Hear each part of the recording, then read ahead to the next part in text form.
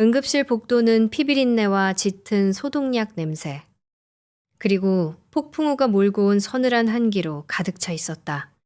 강태경은 숨을 헐떡이며 불안에 떨고 있는 경호원들을 지나쳐 멈춰 섰고 그의 얼어붙은 시선은 피투성이가 된 채 웅크리고 있는 한 여자의 목덜미에 꽂혔다. 그곳에는 15년 전 화염에 휩싸인 차 안에서 어머니의 시신과 함께 흔적도 없이 사라졌던 은반지 목걸이가 불에 그을린 채 흔들리고 있었다. 여자는 방금 전 빗길에 통제력을 잃고 돌진하는 대형 트럭 밑에서 일경그룹의 최고 어른인 할머니를 끌어낸 참이었다. 병원의 백색 조명이 그녀의 찢어진 옷자락과 피 묻은 손끝을 잔인하게 비추고 있었지만 태경의 시야에는 오직 흑연처럼 까맣게 변색된 작은 은반지만이 존재했다. 빗물이 태경의 맞춤형 검은 슈트 자락에서 뚝뚝 떨어져 대리석 바닥을 짙게 적셨다. 그는 자신의 공간과 상황을 완벽하게 장악해야만 직성이 풀리는 극도의 통제광이었고 비가 쏟아지는 밤이면 늘 손목의 흉터가 불타오르는 듯한 환상통에 시달려왔다. 15년 전 맹렬하게 타오르던 불길 속에서 굳게 잠긴 차, 문을 열지 못해 어머니를 꺼내지 못했던 무력감은 그의 영혼을 갉아먹는 지독한 저주였다. 하지만 지금 이 순간만큼은 숨을 쉬는 것조차 잊은 채 여자의 얇은 목에 걸린 물건을 맹렬하게 응시했다. 수없이 만지작거리며 각인을 외웠던 어머니의 유품이 분명했다. 여자는 지혈을 위해 꽉 쥐고 있던 천조각을 내리고 고개를 들어 자신을 짓누르듯 내려다보는 거대한 그림자를 마주 보았다. 극도의 공포나 고통이 서려 있어야 할 여자의 눈동자는 오히려 깊고 고요한 호수처럼 기이할 정도로 흔들림이 없었다. 그거 어디서 났습니까? 태경의 목소리는 지하 안반수처럼 서늘하게 가라앉아 있었지만 그 이면에는 오랫동안 억눌러온 짐승의 으르렁거림이 배어 있었다. 윤혜인은 핏기가 가신 입술을 질끈 깨물며 자신의 어깨를 거칠게 움켜쥐는 남자의 압도적인 악력을 묵묵히 견뎌냈다. 누군가를 살리기 위해 기꺼이 목숨을 던진 사람을 대하는 태도라고는 믿을 수 없을 만큼 무자비한 추궁이었다. 그녀의 낡은 셔츠 소매는 아스팔트 바닥에 긁혀 처참하게 찢어져 있었고 드러난 피부 곳곳에서 붉은 피가 배어나와 빗물과 함께 섞여 흘렀다. 혜인은 짧고 거친 숨을 내쉬며 본능적으로 자신의 목에 걸린 반지를 두 손으로 단단히 감싸 쥐었다. 그 작은 방어 기제가 태경의 이성을 더욱 날카롭게 자극했고 그는 혜인의 손가락을 하나씩 억지로 떼어내려 했다. 이름이 뭐냐고 물었습니다. 태경이 한 발짝 더 다가서며 혜인을 벽으로 몰아붙이자 그녀는 고통스러운 신음을 삼키며 그를 정면으로 노려보았다. 두려움에 떠는 대신 분노를 택한 그녀의 단단한 시선이 태경의 얼음 같은 장벽에 미세한 균열을 냈다. 윤혜인입니다. 짧고 건조한 대답을 내뱉은 혜인은 결코 뒤로 물러서지 않고 태경의 시선을 온전히 맞받아쳤다. 평범한 사람이라면 당장 응급처치를 요구하며 울부짖었을 상황에서도 그녀는 스스로를 보호하는 법을 철저하게 터득한 사람처럼 굴었다. 태경은 그녀의 손목을 놓아주는 대신 시선을 내려 그녀의 가느다란 목덜미에 자리 잡은 진실의 파편을 뚫어지게 바라보았다. 그때 응급실 자동문이 신경질적인 소음을 내며 열렸고 일군의 사람들이 구둣발 소리를 내며 들이닥쳤다. 응급실 내부의 공기가 순식간에 불쾌한 권력의 냄새로 오염되었다. 어머니, 세상에 내게 이런 청천벽력 같은 일이 일어날 줄이야. 거짓된 다급함과 위선으로 무장한 강진호 부회장이 일경그룹의 임원진을 대동한 채 빠른 걸음으로 다가오고 있었다. 태경은 손목에 감긴 스위스제 시계를 힐끗 보며 숙부의 병원 도착 시간이 상식적으로 너무 빠르다는 사실을 냉정하게 계산했다.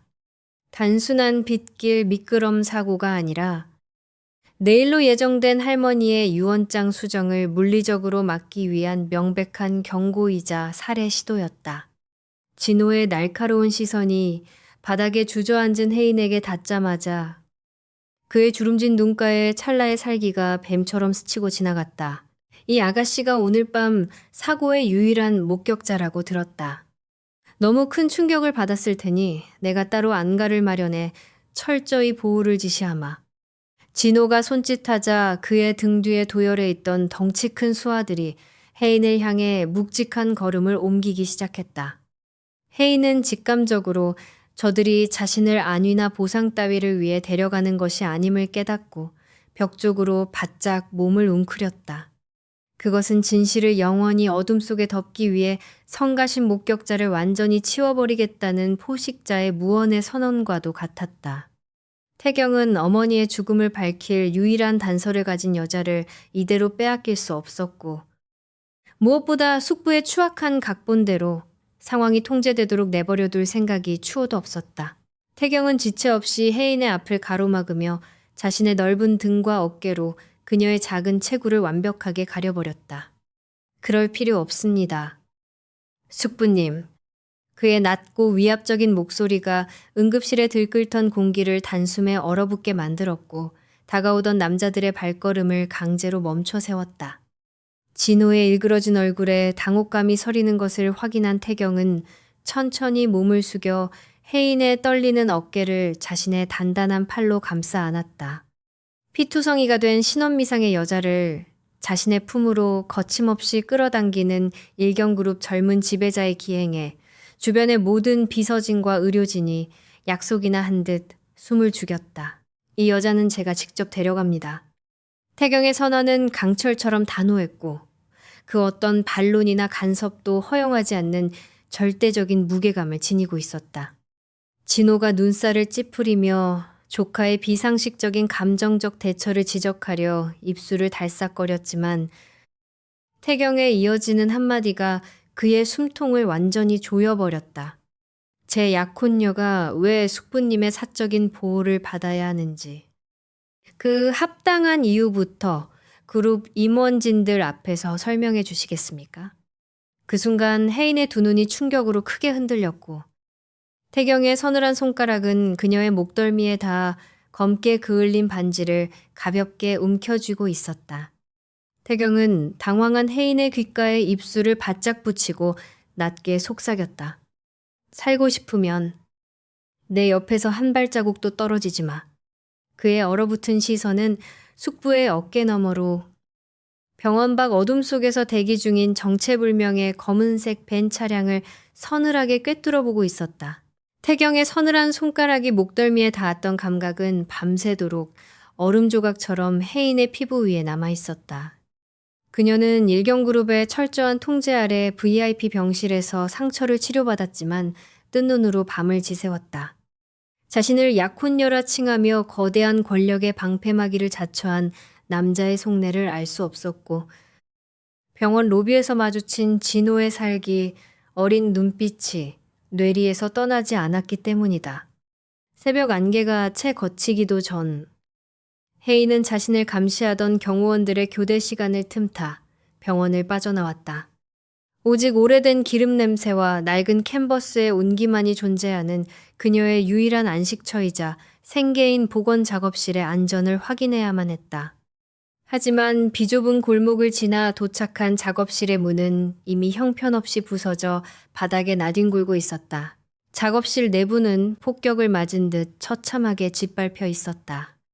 의뢰받아 복원 중이던 귀중한 미술품들이 무참히 찢겨나갔고 바닥에는 테레비니와 흩어진 안료들이 핏자국처럼 엉망으로 섞여 악취를 풍겼다. 어둠 속에서 쇠파이프를 든 건장한 사내 3명이 혜인의 캐비닛을 거칠게 뒤지고 있었다. 어젯밤 병원에서 진호의 등 뒤에 서 있던 바로 그 자들이었다. 사내 중 하나가 인기척을 느끼고 뒤를 돌아보더니 비릿한 웃음을 흘리며 혜인에게 다가왔다.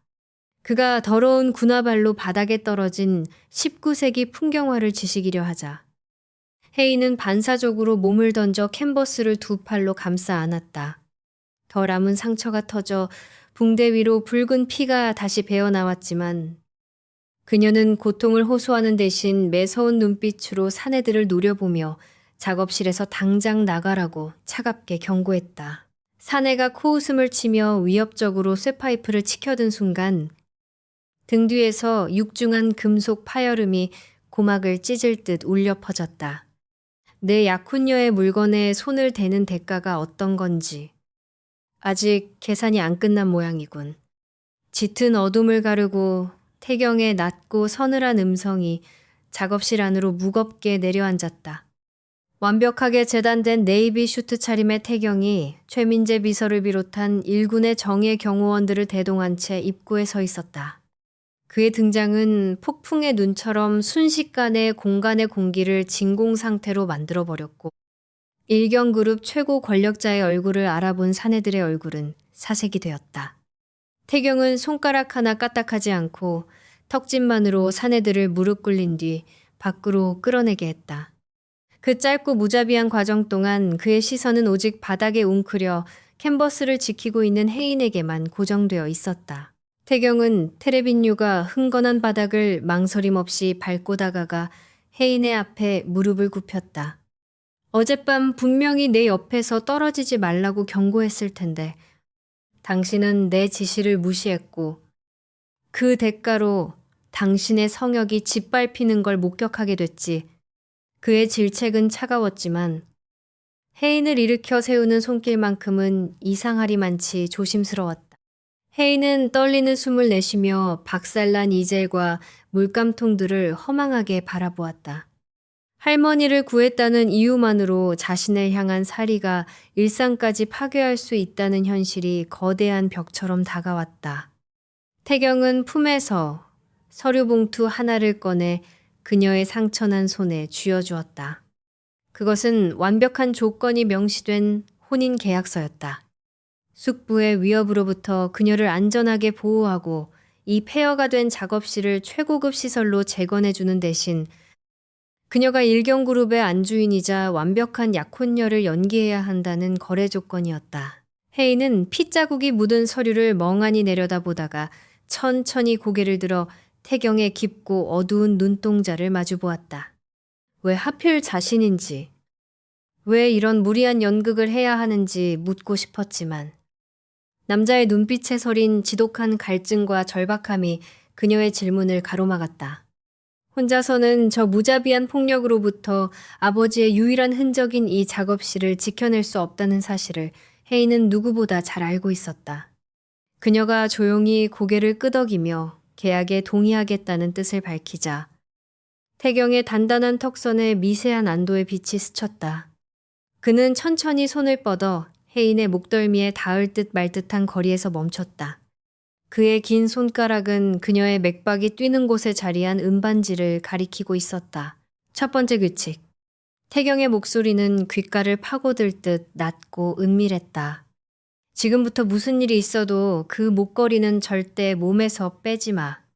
씻을 때도, 잠을 잘 때도 당신 피부에 붙여놔. 혜인이 당황한 표정으로 자신의 가슴팍을 움켜쥐자 태경은 몸을 돌려 무너진 작업실 문턱을 넘어섰다. 태경이 밖으로 나가 검은 세단 뒷좌석에 오르자 운전석에 앉아있던 최민재 비서가 백미러를 힐끗 보며 조심스럽게 태블릿 화면을 건넸다. 화면에는 혜인의 작업실 바닥에서 수거한 사내들이 미처 챙기지 못하고 흘린 낡은 사진 한 장이 선명하게 떠 있었다. 대표님, 놈들이 작업실을 부순 건 단순한 협박용이 아니었습니다. 그들은 윤혜인 씨가 복원하려던 특정 그림의 행방을 찾고 있었습니다. 태경의 차가운 눈동자가 화면 속 불에 탄 캔버스 조각을 향해 무섭게 가라앉았다. 윤혜인의 낡은 캐리어 바퀴가 티 없이 맑은 대리석 바닥을 구르는 소리는 적막한 펜트하우스의 공기를 가르며 날카롭게 메아리 쳤다.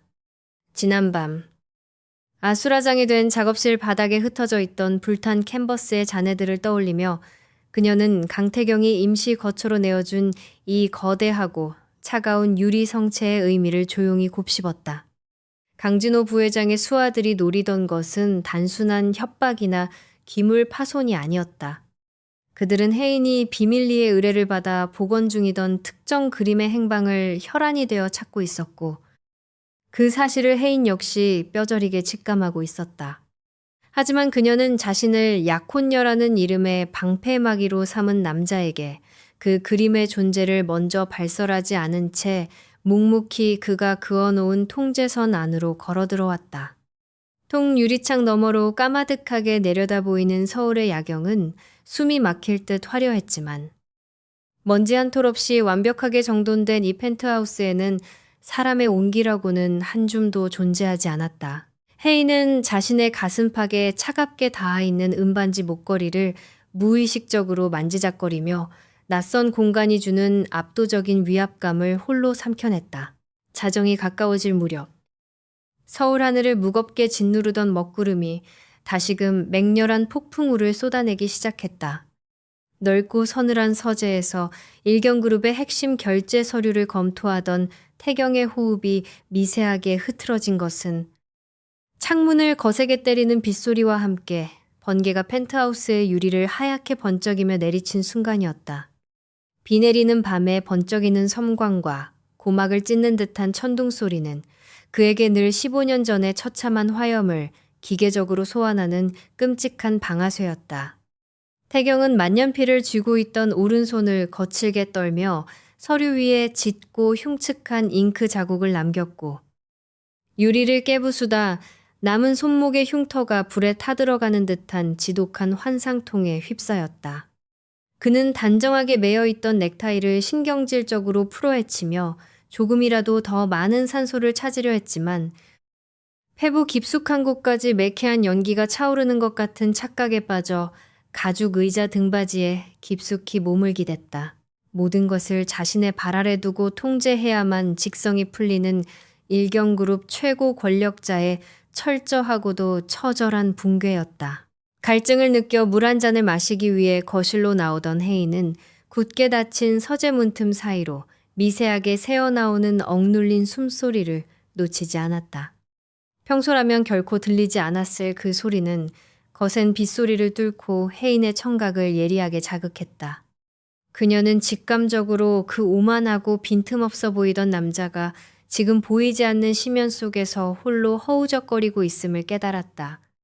일반적인 사람이라면 당장 문을 열어젖히고 들어가 괜찮냐며 소란을 피웠거나 서둘러 주치의를 불렀겠지만 평생을 살인자의 딸이라는 부당한 낙인 속에 숨죽여 살아온 혜인은 타인의 짓무른 상처를 함부로 파헤치는 폭력을 저지르지 않았다.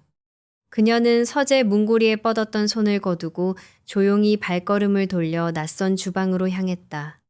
그녀는 자신이 챙겨온 낡은 짐 속에서 말린 국화꽃을 꺼내 가장 부드럽고 따뜻한 온도로 조심스럽게 차를 우려냈다.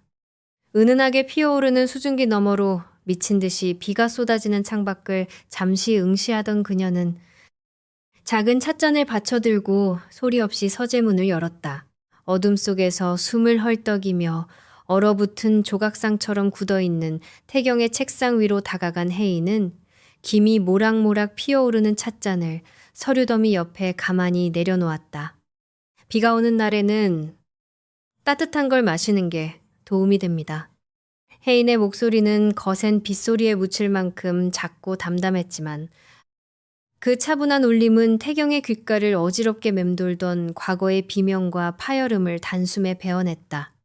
그녀는 그에게 안부를 묻거나 얄팍한 위로의 말을 건네는 대신 서재 구석에 놓인 작고 따스한 노란색 스탠드 조명을 켜두고는 미련 없이 뒤를 돌아섰다. 서늘한 푸른빛과 번쩍이는 섬광으로 가득했던 차가운 서재가 부드러운 노란빛으로 서서히 물들었고 짙고 향긋한 국화 향기가 피비린내 나던 태경의 기억을 부드럽게 밀어내기 시작했다. 태경은 거칠어졌던 호흡을 천천히 고르며 아직 온기가 생생하게 남아있는 찻잔의 표면을 두 손으로 감싸 쥐었고 닫히는 문 너머로 멀어지는 혜인의 뒷모습을 오래도록 응시했다. 수십 년간 단단하게 얼어붙어 있던 그의 견고한 내면에 처음으로 미세하지만 분명한 금이 가는 순간이었다. 폭풍우가 거짓말처럼 잦아들고 옅은 새벽빛이 펜트하우스의 통유리창을 푸르스름하게 물들일 즈음 서재의 보안 내선 전화가 무거운 침묵을 깨고 날카롭게 울렸다.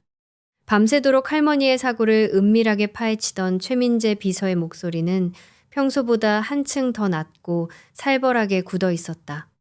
대표님, 단순한 빗길 미끄럼 사고가 아니었습니다. 방금 전 차량 정밀 감식 결과를 비밀리에 확보했습니다. 수화기를 단단히 쥐고 있는 태경의 눈동자가 다시금 먹이를 노리는 짐승처럼 서늘하게 가라앉았다. 누군가 고의로 대형 트럭의 브레이크 유압 호스를 절단한 흔적을 발견했습니다. 기계적인 결함이 아니라 명백히 의도된 훼손입니다. 그리고 그 트럭 운전사의 계좌로 사고 직전 거액의 돈이 입금된 경로를 추적 중인데 그 돈의 종착지가 강진호 부회장이 관리하는 해외 페이퍼 컴퍼니와 맞닿아 있습니다. 태경의 시선은 혜인이 남겨두고 간 이제는 차갑게 식어버린 빈 찻잔을 지나 서재 모니터에 떠있는 숙부 강진호의 사진을 향해 서서히 옮겨갔다. 최민재 비서의 보고가 끝난 후에도 강태경은 오랫동안 내선 전화의 수화기를 내려놓지 않았다. 할머니의 목숨을 앗아갈 뻔했던 대형 트럭의 브레이크 훼손이 강진호 부회장의 지시라는 명백한 증거는 15년 전 어머니의 죽음 역시 단순한 교통사고가 아닐 것이라는 그의 오랜 의심을 끔찍한 확신으로 바꾸어 놓았다. 태경은 밤새 서재를 밝히던 노란색 스탠드 조명을 끄고 블라인드를 걷어올리며 차갑게 식어가는 서울의 아침을 무심한 눈으로 내려다보았다. 숙부가 더 이상 배후에 숨지 않고 전면전을 선택했다면 그가 지켜야 할 가장 취약하고도 중요한 패인 윤혜인을 자신의 눈길이 닿지 않는 외곽에 방치할 수는 없었다. 그는 책상 위에 놓여있던 혼인 계약서를 집어들고 그녀를 일경그룹의 심장부이자 자신의 완벽한 통제권이 미치는 영토 안으로 끌어들여야겠다는 서늘한 결단을 내렸다. 며칠 뒤 일경그룹 본사 건물 로비는 이른 아침부터 무거운 긴장감으로 술렁거렸다. 공식적인 인사 발표는 없었지만 최고 권력자인 태경의 비호를 받으며 일경문화재단의 수석 보건 전문가로 파격적인 입사를 하게 된 혜인의 존재는 이미 임직원들 사이에서 뜨거운 화제였다. 완벽하게 재단된 단정한 투피스 정장 차림으로 재단 보건실에 들어선 혜인은 주위의 노골적인 시선과 속닥거림을 기계적인 침묵으로 튕겨냈다. 그녀가 배정받은 보건실은 최고급 온도 및 습도 조절 시스템을 갖춘 완벽한 공간이었지만 그 차가운 유리벽 너머로 자신을 감시하는 수많은 시선들은 이 공간이 결코 안전한 은신처가 아님을 끊임없이 상기시켰다. 혜인은 익숙하게 앞치마를 두르고 도구들을 정리하며 아버지가 남긴 유일한 단서이자 자신이 짊어져야 할 무거운 진실의 무게를 다시 한번 다잡았다.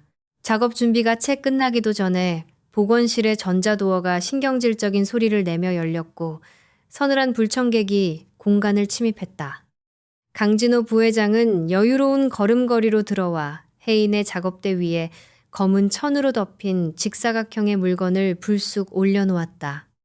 그의 뒤를 따르던 재단 직원들은 숨소리조차 내지 못한 채 서둘러 문을 닫고 흩어졌고 실내에는 포식자 특유의 오만한 공기만이 무겁게 가라앉았다.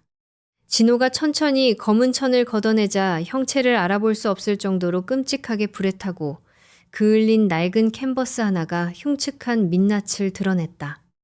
우리 훌륭하신 조카님이 특별히 데려온 인재라니 그 알량한 실력을 한번 테스트해보고 싶어졌습니다. 진호의 눈매가 뱀처럼 휘어지며 조롱 섞인 웃음을 흘렸지만 그의 시선은 혜인의 목덜미에 감춰진 무언가를 탐색하듯 집요하고 불쾌하게 끈적였다. 보통의 직원들이라면 그룹 2인자의 압도적인 위협 앞에 고개를 숙이고 벌벌 떨었겠지만 혜인은 미동조차 하지 않고 훼손된 그림을 향해 차분히 시선을 내렸다.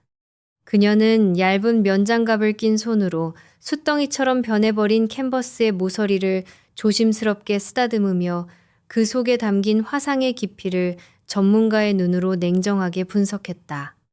안료의 탄화 정도를 보아 단순한 화재가 아니라 인화성 물질이 직접 닿은 상태에서 고열에 노출된 작품입니다. 훼손이 심각하지만 표면의 그을음을 걷어내고 화학적 환원 처리를 거치면 덧칠된 물감 아래의 원형을 찾아내는 것은 불가능하지 않습니다. 혜인이 고개를 들어 진호의 살기 어린 눈동자를 정면으로 응시하며 서늘하게 덧붙였다. 어떤 그림이든 덮이고 태워진 흔적 아래에는 반드시 최초의 진실이 남아있기 마련이니까요. 그 당돌하고도 의미심장한 대답에 진호의 입가에 맴돌던 미소가 순식간에 차갑게 굳어버렸다. 같은 시각 본사 꼭대기층에 위치한 대표이사실의 무거운 나무 문을 열고 들어온 최민재 비서의 안색은 평소보다 훨씬 더 창백하게 질려 있었다. 그는 책상 너머에서 차가운 눈으로 서류를 검토 중인 태경에게 다가가 밀봉된 보안 태블릿을 조심스럽게 건넸다. 대표님, 방금 전 강 부회장이 윤혜인 씨의 보건실에 직접 방문해 훼손된 그림 한 점을 작업 지시하고 돌아갔습니다. 재단 내부에 심어둔 정보원을 통해 그 그림의 고해상도 촬영본을 확보해 대조 작업을 마쳤습니다. 태경이 미간을 좁히며 태블릿의 화면을 터치하자 검게 그을려 형체를 잃은 캔버스의 모습이 선명하게 떠올랐다. 민재가 마른 침을 삼키며 억눌린 목소리로 보고를 이어나갔다. 그 캔버스의 남은 프레임과 안료의 성분 분석 결과 15년 전 화재 사고가 나던 바로 그날 밤 사모님의 개인 서재에 마지막으로 놓여있던 그림으로 확인되었습니다. 태경의 차가운 눈동자가 화면 속 불에 탄 캔버스를 갈기갈기 찢어밟힐 듯 무섭게 타오르기 시작했다. 강태경의 시야가 태블릿 화면 속 흉측하게 타버린 캔버스에 박힌 채 차갑게 굳어갔다. 15년 전 어머니의 서재를 집어삼켰던 맹렬한 불길이 다시금 그의 등덜미를 서늘하게 핥고 지나가는 듯한 착각이 들었다. 강진호가 하필 그 그림을 윤혜인에게 넘겼다는 것은 단순한 기싸움이 아니라 묻혀있던 과거의 망령을 깨워 그녀를 짓밟겠다는 명백한 선전포고였다. 태경은 더 이상 최민재 비서의 보고를 듣지 않고 거칠게 자리에서 일어나 재단 보건실이 있는 지하층으로 걸음을 옮겼다. 그가 지금 당장 통제해야 할 것은 위태로운 과거의 흔적이 아니라 그 위험천만한 진실 한가운데에 홀로 던져진 혜인의 안전이었다. 심야의 일경문화재단은 숨소리 하나 들리지 않을 만큼 깊은 정막에 잠겨 있었다. 태경이 보안카드를 대고 소리 없이 보건실 문을 열었을 때 차가운 공기 속에서 은은한 테레비뉴 향기가 가장 먼저 그를 맞이했다. 혜인은 방대한 작업 지시서와 화학 용액 병들이 어지럽게 널린 작업대 위에 엎드린 채 지쳐 잠들어 있었다. 그녀의 호흡은 규칙적이었지만 미간에는 피로와 긴장이 깊게 배어 있어 그가 겪어온 지독한 고립감을 고스란히 비추는 듯했다. 태경은 무거운 구둣발 소리를 죽이며 천천히 다가가 자신의 체온이 남아있는 묵직한 슈트 재킷을 벗어 그녀의 좁은 어깨 위로 조심스럽게 덮어주었다. 그의 시선은 곤히 잠든 그녀의 창백한 얼굴을 지나 그녀가 목숨처럼 지키고 있는 은반지 위로 잠시 머물렀다가 이내 책상 중앙에 놓인 검게 그을린 캔버스로 향했다. 얼마 지나지 않아 혜인이 얕은 잠에서 깨어났을 때 그녀는 자신을 감싸고 있는 낯설고도 묵직한 온기에 흠칫 놀라 몸을 일으켰다.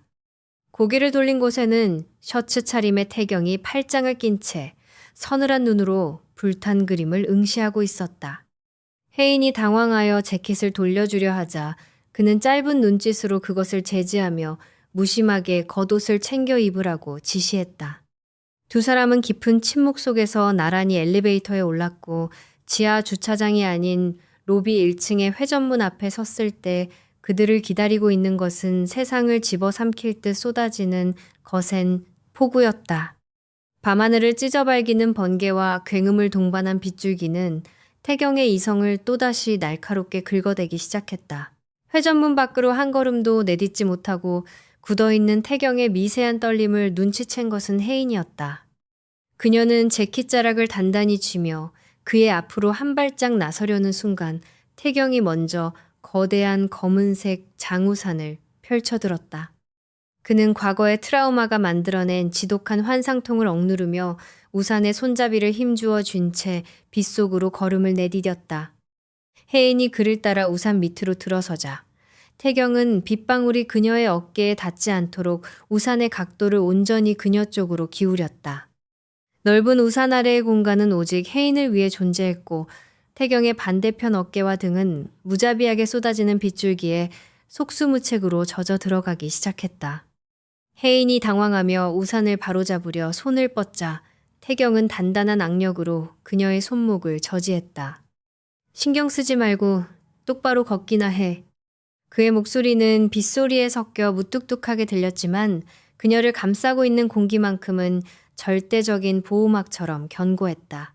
대기 중인 세단을 향해 걸어가던 중 빗물이 깊게 고인 아스팔트 위로 헤드라이트를 끈 배달용 오토바이 한 대가 위험한 굉음을 내며 질주해왔다. 오토바이가 흙탕물을 거칠게 튀기며 그들을 덮치려던 찰나 태경은 본능적으로 들고 있던 우산을 내던지고 혜인의 허리를 강하게 끌어당겼다. 세차게 튀어오른 흙탕물은 오롯이 태경의 넓은 등과 단정한 셔츠를 더럽혔고 혜인은 남자의 단단한 가슴팍에 완전히 묻힌 채 숨을 멈췄다. 비에 젖은 낯선 남자의 체향과 서늘한 밤공기가 뒤섞인 묘한 온기가 그녀의 감각을 마비시키는 듯했다. 태경의 크고 뜨거운 손이 그녀의 뒤통수를 단단히 감싸 안은 채 거친 호흡을 내몰아쉬고 있었고 빗물과 오물로 엉망이 된 그의 모습은 일경그룹의 완벽한 지배자라는 수식어와는 거리가 멀었다. 태경의 심장 박동이 그녀의 뺨을 통해 고스란히 전해지던 짧고도 아득한 시간이 지난 후 그가 천천히 그녀를 품에서 떼어냈다. 차가운 빗방울이 다시 두 사람 사이를 가로지르는 순간 혜인은 아직 온기가 남아있는 그의 가슴팍에서 시선을 거두고 조심스럽게 입을 열었다. 강진호 부회장이 가져온 그림말입니다. 그녀의 목소리는 빗소리보다 작았지만 태경의 이성을 단숨에 붙잡을 만큼 예리했다. 이젤에 고정할 때 뒷면에서 기이한 단차가 느껴졌습니다. 단순한 복원용 덧대기가 아니었어요. 혜인은 빗물에 젖어가는 주머니에서 핀셋으로 조심스럽게 분리해낸 아주 작은 직물 조각 하나를 꺼내어 태경의 손바닥 위에 올려놓았다. 그것은 15년 전 화재로 소실되었다고 믿었던 캔버스 천의 안쪽에 누군가 겹겹이 칠을 해 무언가를 교묘하게 숨겨놓았다는 명백한 물증이었다. 거센 빗줄기가 쏟아지는 밤거리 한가운데서 강태경은 자신의 손바닥 위에 놓인 아주 작은 직물 조각을 응시하며 굳어버렸다. 윤혜인이 건넨 그 얇은 천 조각은 비에 젖어 축축했지만 태경의 서늘한 이성을 순식간에 뜨겁게 달구기에는 충분했다. 15년 전 맹렬한 화염 속에서 모든 것이 재로 변했다고 믿었던 어머니의 마지막 흔적이 누군가의 치밀한 계산에 의해 캔버스 뒷면에 은닉되어 있었다는 뜻이었다. 태경은 거칠어진 숨을 삼키며 조심스럽게 천조각을 주머니에 챙겨 넣고는 흙탕물을 뒤집어 쓴 자신의 몰골보다 혜인의 젖은 어깨를 먼저 살피며 그녀를 세단 안으로 이끌었다. 두 사람을 감싼 차가운 빗방울의 감각 위로 이제는 물러설 수 없는 진실을 향한 거대한 소용돌이가 조용히 몸집을 키우고 있었다. 며칠 뒤 일경병원 VIP 병동은 강진호 부회장이 심어둔 보이지 않는 감시의 눈길들로 팽팽한 긴장감이 감돌고 있었다. 고비를 넘기고 의식을 되찾은 할머니를 안심시키기 위해 태경과 혜인은 병실 문을 열기 직전 완벽한 연인으로 위장하는 무언의 동의를 나눴다. 태경은 자연스럽게 혜인의 가녀린 손을 자신의 크고 단단한 손으로 감싸 쥐었고 다른 한 손으로는 그녀의 흐트러진 머리카락을 다정하게 넘겨주었다. 철저하게 계산된 연극이었음에도 불구하고 그의 체온이 닿는 순간 혜인의 심장 박동은 미세하게 흔들렸고 그녀의 창백한 뺨에는 옅은 온기가 번졌다. 병상에 누운 노예한 지배자는 두 사람이 맞잡은 손과 태경의 눈빛에 깃든 낯선 보호 본능을 꿰뚫어 보며 차가운 손자의 곁에 선 이 이방인 여자가 단순한 방패막이가 아님을 직감하고 옅은 미소를 지었다. 병원에서의 숨막히는 일정을 마친 후 두 사람은 곧바로 일경문화재단 지하의 보건실로 향했다. 혜인은 최민재 비서가 외부의 접근을 철저히 차단한 밀실 안에서 본격적으로 훼손된 캔버스의 뒷면을 해체하는 작업에 돌입했다. 그녀는 특수 용액을 묻힌 미세한 면봉과 수술용 메스를 번갈아 사용하며 캔버스 나무틀과 천 사이에 교묘하게 발라져 있는 오래된 접착제층을 아주 느리고 신중하게 녹여냈다. 태경은 숨소리조차 내지 않고 그녀의 등 뒤에 서서 마치 시한폭탄을 해체하는 듯한 혜인의 섬세한 손끝만을 뚫어지게 응시했다. 한치의 오차도 허용하지 않는 긴장된 침묵 속에서 낡고 딱딱하게 굳어있던 캔버스의 뒷면층이 희미한 파열음을 내며 마침내 그 견고한 틈을 벌리기 시작했다. 혜인이 핀셋을 이용해 조심스럽게 벗겨낸 이중 캔버스 사이의 좁은 공간에는 기적적으로 화마를 피한 얇은 밀봉 봉투 하나가 테이프로 단단히 고정되어 있었다. 두꺼운 안료와 특수 처리된 직물층이 완벽한 방화벽 역할을 해준 덕분에 봉투의 겉면은 가장자리만 약간 누렇게 바랬을 뿐 내용물은 온전히 보존된 상태였다. 혜인이 조심스럽게 그 봉투를 꺼내어 작업대 위에 밝은 조명 아래로 밀어 넣자 겉면에 만년필로 꾹꾹 눌러 쓴 수려하고도 낯익은 필체가 선명하게 드러났다. 그 순간 태경의 호흡이 묻은 듯 멈췄고 그의 커다란 손이 걷잡을 수 없이 떨려오기 시작했다. 그것은 15년 전 아들을 두고 떠나야 했던 어머니가 마지막으로 남긴 절박한 서명이었고 죽음의 문턱에서 진실을 지켜내고자 했던 처절한 증명이었다.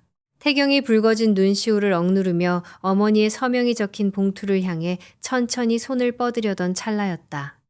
견고하게 닫혀있던 보건실의 이중보안 도어가 경고음도 없이 둔탁한 금속성 파열음을 내며 강제로 열려 젖혀졌다. 우리 조카님이 이렇게 밀실에 틀어박혀 그림 공부에 푹 빠져있는 줄은 미처 몰랐군. 차갑게 날이 선 강진호 부회장의 조롱 섞인 음성이 서늘한 보건실의 공기를 단숨에 찢어발겼다. 그의 등 뒤로 무장한 재단 보안 요원들이 어두운 그림자를 길게 들이우며 일제히 들이닥쳤고 진호의 탐욕스러운 시선은 혜인의 작업대 위에 놓인 낡은 봉투를 향해 짐승처럼 정확하게 꽂히고 있었다. 작업실 문을 거칠게 부수고 들어온 강진호 부회장의 탐욕스러운 시선이 책상 위를 향하는 찰나. 윤혜인의 손이 본능적이고도 기민하게 움직였다. 그녀는 캔버스에서 안료를 닦아내던 두꺼운 융천으로 어머니의 서명이 적힌 낡은 봉투를 순식간에 덮어버리고는 날카로운 수술용 메스를 단단히 쥐고 훼손된 그림 앞을 막아섰다. 그 찰나의 순간을 놓치지 않은 강태경은 거대한 장벽처럼 혜인의 앞을 가로막으며 숙부의 불쾌한 시야를 완벽하게 차단했다. 사전 승인도 없이 제 보안구역에 무단으로 침입한 것에 대한 법적 책임은 이 방을 나가는 즉시 철저하게 묻겠다며 경고하는 태경의 목소리는 고요하게 가라앉아 있었다. 하지만 그 이면에는 당장이라도 상대의 숨통을 끊어버릴 듯한 무자비한 살기가 들끓고 있었다.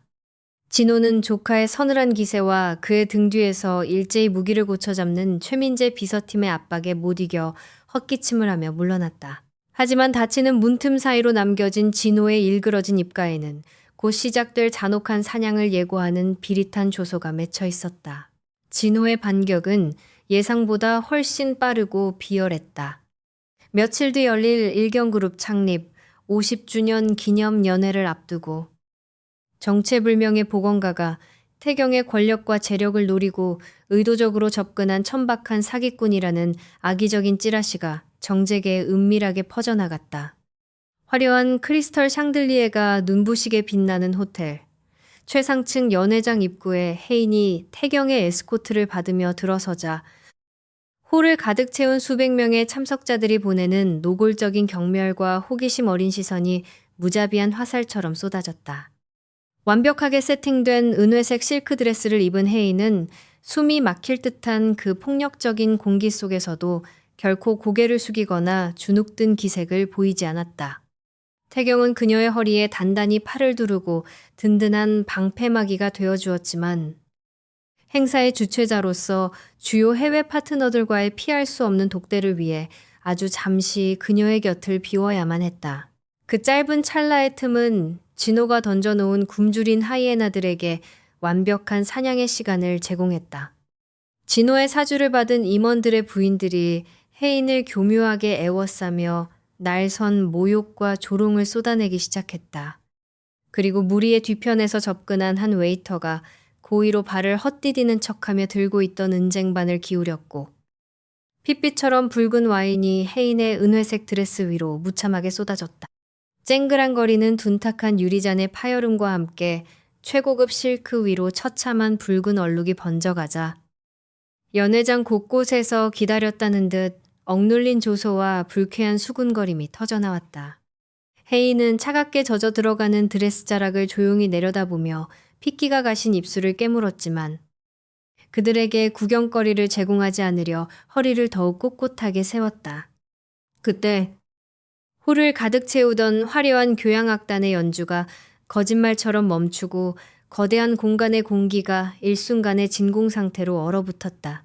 군중을 무자비하게 양옆으로 가르고 나타난 강태경의 얼굴은 서릿발보다 차갑게 굳어 있었다. 그는 가해자를 향해 고함을 치거나 분노를 터뜨리는 얄팍한 방식을 택하지 않았다. 태경은 말없이 주머니에서 최고급 실크 손수건을 꺼내어 수많은 시선이 꽂힌 혜인의 발치 앞에 주저없이 한쪽 무릎을 굽히고 앉았다. 일경그룹의 절대적인 지배자이자 무자비한 사냥꾼으로 군림해온 남자가 모두의 비웃음을 사는 여자 앞에 무릎을 꿇고 직접 드레스의 얼룩을 조심스럽게 닦아내는 비현실적인 광경에 짙은 경악의 침묵만이 연회장을 짓눌렀다.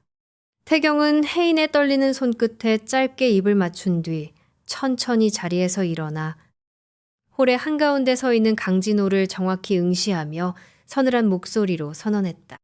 제 약혼녀를 향한 이 불쾌하고도 열렬한 환영 인사에 대한 답례로 내일 오전 주식시장이 열리는 즉시 제 개인 소유의 일경그룹 지분 10%를 윤혜인 씨에게 약혼 선물로 양도하겠다는 절대적인 통보였다. 그 선언은 혜인을 흠집내어 태경의 입지를 흔들려던 진호의 치졸한 각본을 단숨에 박살내버린 압도적인 권력의 과시이자 광기 어린 보호의 증명이었다.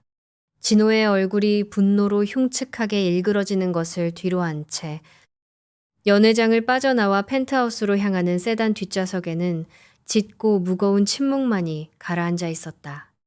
태경은 창밖으로 시선을 돌린 채 넥타이를 거칠게 풀어헤쳤고 그의 옆에 단정하게 앉아있던 혜인은 조용히 자신의 무릎 위에 놓인 작은 클러치백의 잠금 장치를 열었다.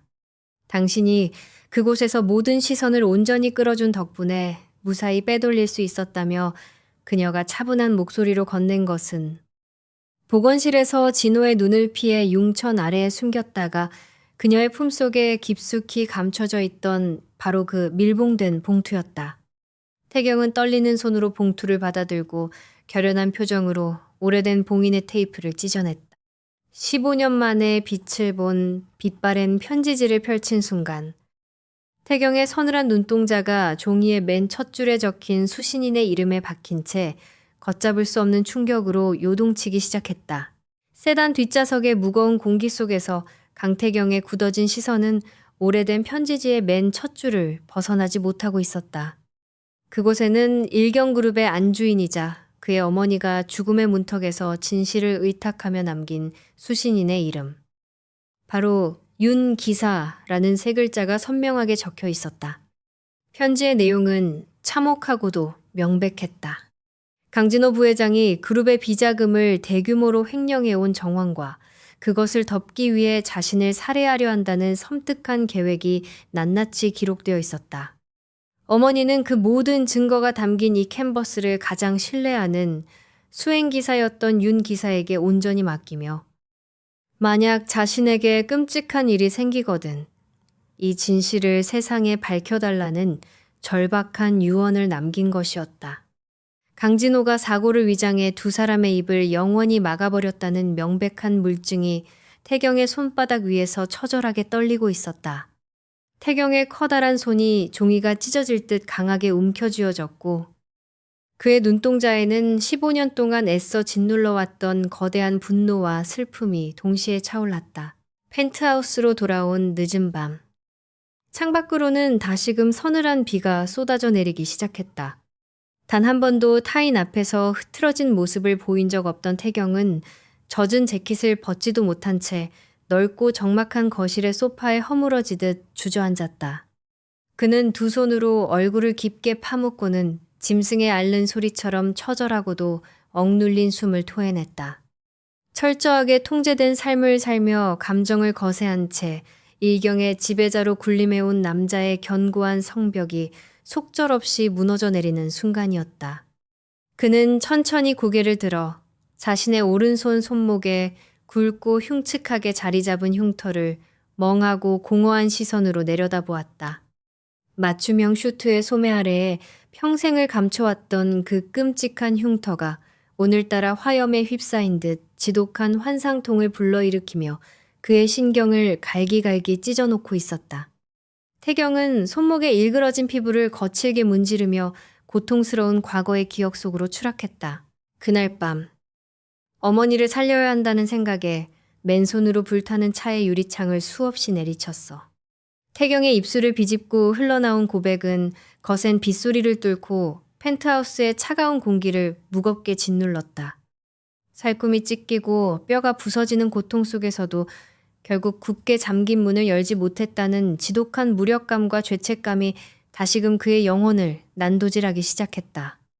눈앞에서 어머니가 화염 속으로 사라지는 것을 지켜봐야만 했던 소년의 비명이 성인이 된 남자의 건조한 목소리를 타고 처절하게 울려 퍼졌다. 그 지독한 고통의 심연 속에서 홀로 허우적거리는 남자를 향해 윤혜인은 망설임 없이 다가가 그의 떨리는 넓은 등을 조심스럽게 감싸 안았다. 평생을 혼자 짊어져온 남자의 지옥에 그녀가 스스로 걸어 들어가 그의 차가운 체온을 자신의 품으로 오롯이 받아내는 순간이었다. 혜인은 그의 상처투성이 오른손을 자신의 두 손으로 따뜻하게 쥐며 핏기가 가신 그의 입술이 내뱉는 참혹한 과거를 온전히 안아주었다. 혜인의 뺨에 닿은 태경의 몸은 두려움과 분노로 통제력을 잃고 잘게 경련하고 있었다. 그녀는 자신의 목덜미에 닿아 있는 흑연처럼 변색된 은반지를 떠올리며 뜨거워지는 눈시울을 애써 억눌렀다. 어머니의 편지에 적혀있던 윤기사. 그날 밤 화염 속에서 끝까지 사모님을 지키려 했고 이 반지를 어린 딸의 주머니에 숨긴 채 세상을 떠난 그 사람이 바로 제 아버지입니다. 혜인의 떨리는 고백은 태경의 심장에 날카롭게 박혀 그의 숨을 척게 만들었다. 15년 동안 살인자의 딸이라는 부당한 오명을 뒤집어 쓴 채 친척들에게조차 버림받고 홀로 세상의 폭력에 맞서온 그녀의 참혹한 시간들이 태경의 머릿속을 하얗게 휩쓸고 지나갔다. 아버지가 살인마라는 낙인 속에서도 결코 무너지지 않고 꼿꼿하게 살아남아 결국 자신 앞에 진실을 가져다 준 이 가녀린 여자의 삶이 얼마나 끔찍한 고통의 연속이었을지 태경은 뼈저리게 실감했다. 두 사람은 15년 전 비 내리는 끔찍한 밤에 가장 사랑하는 이를 잃고 같은 궤도의 지옥을 헤매온 상처 입은 짐승들이었다. 태경은 거칠게 숨을 몰아쉬며 몸을 돌려 혜인을 자신의 넓은 품 안으로 부서질 듯 강하게 끌어안았다. 그의 뜨거운 눈물이 혜인의 어깨 위로 떨어져 내렸고 그녀 역시 남자의 단단한 등에 얼굴을 묻은 채 소리 없이 흐느꼈다. 그들의 포옹은 단순한 연민이나 위로를 넘어 각자의 영혼에 깊게 팬 상처를 서로의 체온으로 꿰매는 처절하고도 신성한 의식과도 같았다. 빗소리만이 유일하게 허락된 고요한 공간 속에서 오랫동안 서로를 향해 세워두었던 보이지 않는 경계벽은 마침내 형체도 없이 허물어졌다. 그들은 서로의 상처를 들여다보며 비로소 기나긴 어둠의 터널 끝에서 유일하게 의지할 수 있는 완벽한 구원을 찾아냈다. 창밖의 어둠이 서서히 걷히고 희미한 새벽빛이 두 사람의 지친 어깨 위로 조용히 내려앉을 무렵이었다. 폭풍우가 지나간 뒤의 평온함은 거실 테이블 위에 놓인 태경의 휴대전화가 신경질적으로 울려대기 시작하면서 산산조각이 났다. 발신자는 최민재 비서였고 그의 다급하고도 날카로운 목소리는 수화기를 채 귀에 가져다 대기도 전에 정적을 찢어발겼다. 강진호 부회장이 언론사를 매수해 오늘 아침 일면 톱 기사로 일경그룹의 예비 안주인이 바로 15년 전 끔찍한 사망사고를 낸 살인마 운전기사의 친딸이라는 기사를 전국에 터뜨렸다는 치명적인 보고였다. 해인의 안색이 순식간에 창백하게 질려버렸고 태경의 서늘한 눈동자에는 숙부를 향한 무자비한 살기가 다시 한번 시퍼렇게 날을 세우며 번뜩였다. 최민재 비서의 다급한 보고가 귓가를 때리는 순간 강태경의 시선은 거실의 대형 화면 속으로 잔인하게 쏟아지는 아침 뉴스를 향해 굳어버렸다. 일경그룹 예비 안주인 15년 전 살인마 운전기사의 친딸이라는 자극적인 헤드라인이 붉은 글씨로 화면을 가득 채우고 있었다.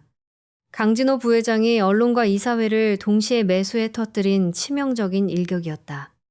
혜인은 핏기가 완전히 가신 얼굴로 멍하니 화면을 응시하다가 무의식적으로 뒷걸음질을 쳤다. 평생 동안 자신을 붙잡매던 그 지독한 낙인이 이제는 자신을 구원해준 남자의 목을 조르는 날카로운 올가미가 되어버렸다는 사실이 그녀의 숨통을 무자비하게 조여왔다. 태경은 서둘러 리모컨을 집어들어 화면을 꺼버리고는 혜인의 차가운 두 어깨를 단단히 붙잡았다. 아무것도 보지 말고 아무 말도 듣지 말라는 그의 목소리는 흔들림 없이 견고했지만 그녀를 바라보는 눈동자 깊은 곳에는 짐승 같은 살기가 시퍼렇게 타오르고 있었다. 태경은 그녀에게 이 펜트하우스 안에서 한 발자국도 나가지 말라고 엄격하게 지시한 뒤 본사로 향했다. 태경이 일경그룹 본사에 도착했을 때 회사의 심장부는 이미 진호가 조작해놓은 거대한 광기에 휩싸여 있었다. 긴급 소집된 이사회에서 진호는 위선적인 가면을 쓴 채 그룹의 명예를 실추시키고 주가를 곤두박질치게 만든 태경의 비정상적인 판단력을 맹렬하게 비난했다. 어머니를 죽인 원수의 딸을 곁에 두고 기업의 안위마저 위협하는 수장을 더 이상 신뢰할 수 없다며 그에게 대표 이사직에서 즉각 자진 사퇴할 것을 거세게 압박했다. 임원들의 동조하는 수군거림이 회의실을 뱀처럼 기어다녔지만 태경은 상석에 앉아 서늘한 침묵을 지킬 뿐이었다. 그는 숙부의 치졸한 도발에 감정적으로 대응하며 언성을 높이는 대신 테이블 밑에서 주먹을 꽉 쥔 채 이 더러운 판을 완전히 뒤집어 버릴 결정적인 반격의 순간을 냉정하게 계산하고 있었다. 같은 시각 적막한 펜트하우스에 홀로 남겨진 혜인에게 발신자 표시 제안의 전화 한 통이 걸려왔다. 수화기 너머로 들려온 것은 강진호 부회장의 소름 끼치도록 여유롭고 비릿한 음성이었다. 내 조카가 널 지키겠다고 회장 자리까지 내놓게 생겼는데 넌 그 유리성 안에서 참 편안해 보인다는 조롱에 혜인이 차갑게 전화를 끊으려 하자 그는 일경병원 VIP 병동의 실시간 내부 영상을 그녀의 휴대전화로 전송했다. 화면 속에는 산소 호흡기에 의지해 간신히 숨을 쉬고 있는 할머니의 위태로운 모습이 담겨 있었고 그 주변을 진호의 수하들이 싸늘하게 애워싸고 있었다. 진호는 혜인이 오늘 밤 안으로 태경의 곁에서 영원히 사라지지 않는다면 저 노인네의 생명 유지 장치는 단순한 기계 결함으로 멈추게 될 것이라며 잔혹하게 덧붙였다. 살인마의 딸이라는 네 더러운 피가 결국 강태경의 모든 것을 앗아가게 만들 것이라는 그 협박은 혜인의 가장 깊은 죄책감을 정확하게 찌르는 비열한 칼날이었다. 통화가 끊어진 후 혜인은 숨이 막히는 고통 속에서 바닥에 무너져 내렸다. 그녀는 자신의 존재 자체가 태경과 할머니에게 지독한 재앙이 되어버렸다는 참혹한 현실을 온몸으로 받아들여야만 했다. 태경은 자신을 지키기 위해 그의 모든 것을 걸었지만 혜인은 그가 자신 때문에 평생을 바쳐 쌓아온 제국과 유일한 혈육마저 잃게 내버려 둘 수는 없었다. 그녀는 떨리는 손으로 자신의 목덜미에 닿아 있는 흑연빛 은반지를 천천히 어루만졌다.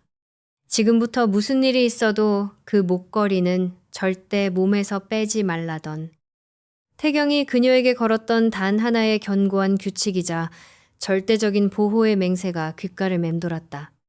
하지만 그녀는 그를 온전히 지켜내기 위해 그가 씌워준 이 따뜻하고도 슬픈 족쇄를 이제는 스스로 끊어내야만 했다. 늦은 밤. 이사회의 맹렬한 공격을 막아내고 지친 몸을 이끌어 펜트하우스로 돌아온 태경은 공간을 채우고 있는 불길한 정적에 걸음을 멈췄다. 넓고 차가운 거실에는 언제나 은은하게 피어오르던 국화차의 향기 대신 짙은 어둠만이 내려앉아 있었다. 혜인의 이름을 다급하게 부르며 서재와 침실을 뒤지던 태경의 발걸음이 테이블 앞에서 돌처럼 굳어버렸다. 그곳에는 두 사람이 서명했던 혼인 계약서와 함께 결코 몸에서 빼지 말라던 은반지 목걸이가 차갑고 외롭게 덩그러니 놓여 있었다. 태경의 눈동자가 그 작은 반지 위에서 무섭게 흔들렸고 그는 창밖으로 다시 거세게 쏟아지기 시작한 폭우 속으로 뛰어들기 위해 거칠게 문을 열어젖혔다. 그녀가 자신을 지키기 위해 스스로 포식자의 아가리 속으로 걸어 들어갔다는 끔찍한 직감이 그의 이성을 완전히 끊어놓고 있었다. 테이블 위에 덩그러니 남겨진 은반지 목걸이는 강태경의 심장을 잔인하게 후벼 파는 차가운 묘비 같았다. 밖에는 맹렬한 폭우가 쏟아지고 있었지만 그는 우산조차 챙기지 않은 채 미친 듯이 펜트하우스를 빠져나왔다. 하지만 윤혜인은 이미 흔적도 없이 사라진 후였고 어둠 속에서 거센 빗줄기만이 그의 얼어붙은 얼굴을 무자비하게 때리고 있었다. 태경은 비에 젖은 머리를 거칠게 쓸어넘기며 최민재 비서에게 전화를 걸어 당장 그녀의 위치를 추적하라고 짐승처럼 소리쳤다.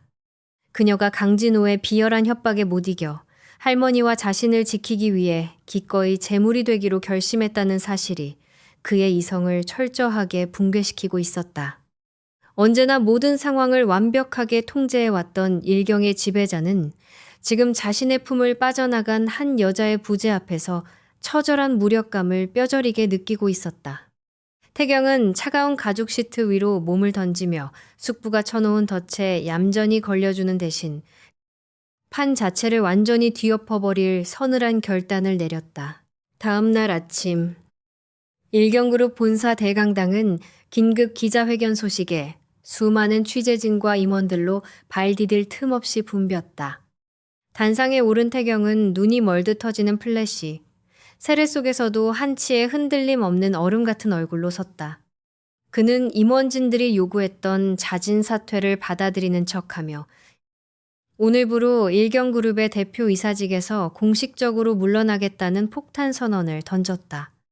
장내는 순식간에 발칵 뒤집혔고 강진호 부회장은 승리의 미소를 감추지 못하고 단상 아래에서 그를 오만하게 내려다보고 있었다. 하지만 태경의 시선은 철저히 그들을 무시한 채 허공을 서늘하게 가르고 있었다. 그가 스스로 왕관을 내려놓은 것은 결코 패배를 인정해서가 아니라 그룹의 수장이라는 무거운 족쇄를 끊어내고 완벽한 사냥꾼으로 거듭나기 위한 치밀한 전략이었다. 모든 공식적인 감시망과 주주들의 압박에서 벗어난 그는 이제 오직 혜인을 찾아내고 15년 전의 참혹한 진실을 파헤치는 일에만 자신의 모든 권력과 자본을 은밀하게 쏟아부을 작정이었다. 같은 시각 혜인은 자신을 쫓는 끈질긴 감시의 눈길들을 따돌리며 서울 변두리의 오래된 시중은행 지하 금고실로 숨어들었다. 그녀가 태경의 곁을 떠나며 챙긴 것은 단 하나. 15년 전 아버지가 마지막으로 집을 나서며 남겼던 낡은 대여금고 열쇠뿐이었다. 그녀는 살인자의 딸이라는 손가락질을 피해 수없이 거처를 옮기면서도 아버지가 남긴 그 작은 열쇠만은 자신의 피부처럼 몸에 지니고 다녔다. 태경의 어머니가 남긴 편지를 읽은 후 그녀는 아버지가 목숨을 바쳐 지키려 했던 결정적인 증거가 그 그림 뒷면의 편지 외에 더 있을 것이라는 확신을 굳혔다. 차가운 금속성 마찰음과 함께 오랫동안 닫혀있던 금고의 문이 무거운 입을 벌렸고 그 안에는 빛바랜 서류 봉투 하나와 구식 카세트 테이프 한 개가 덩그러니 놓여 있었다.